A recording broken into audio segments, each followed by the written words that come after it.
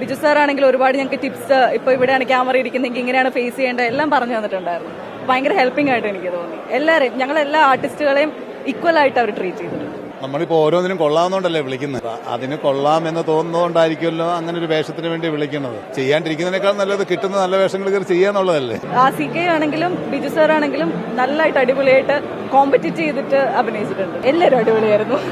Making ഇപ്പോൾ like direction ആണെങ്കിലും DOP ആണെങ്കിലും ഫൈറ്റ് സീക്വൻസസ് ആണെങ്കിലും എല്ലാം അടിപൊളിയായിട്ട് ചെയ്തിട്ടുണ്ട്.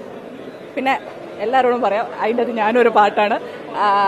ആ ഒരു പാട്ടാവാനായിട്ട് എന്നെ ജിസോയ് സാർ ഒരുപാട് സഹായിച്ചായിരുന്നു. അപ്പോൾ താങ്ക് യു സോ മച്ച്. ഭയങ്കര അടിപൊളി സപ്പോർട്ടിങ് ആയിരുന്നു. ലൈക്ക് അങ്ങനെ നമുക്ക് സ്ക്രീനിൽ ചെയ്തൊരു എക്സ്പീരിയൻസ് ഇല്ലായിരുന്നല്ലോ. അപ്പോൾ ബിജു സാർ ആണെങ്കിൽ ഒരുപാട് ഞങ്ങൾക്ക് ടിപ്സ്, ഇപ്പോൾ ഇവിടെയാണ് ക്യാമറ ഇരിക്കുന്നെങ്കിൽ ഇങ്ങനെയാണ് ഫേസ് ചെയ്യേണ്ടത് എല്ലാം പറഞ്ഞു തന്നിട്ടുണ്ടായിരുന്നു.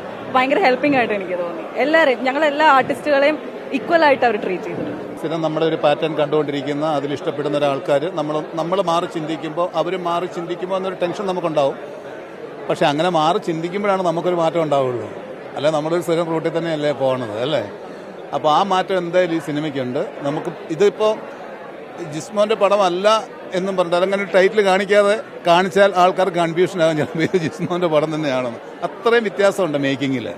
അതുപോലെ ദീപക് ദേവൻ്റെ ആണെങ്കിലും ബാക്ക്ഗ്രൗണ്ട് സ്കോർ ഈ പടത്തിനെ ഭയങ്കരമായിട്ട് ഹൈപ്പ് ചെയ്തിട്ടുണ്ട്.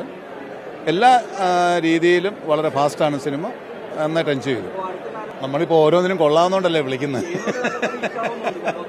അയ്യോ, അതെ അതെ അതെ, അല്ല അതല്ല, ഇപ്പം അതിന് കൊള്ളാമെന്ന് തോന്നുന്നതുകൊണ്ടായിരിക്കുമല്ലോ അങ്ങനെ ഒരു വേഷത്തിന് വേണ്ടി വിളിക്കുന്നത്.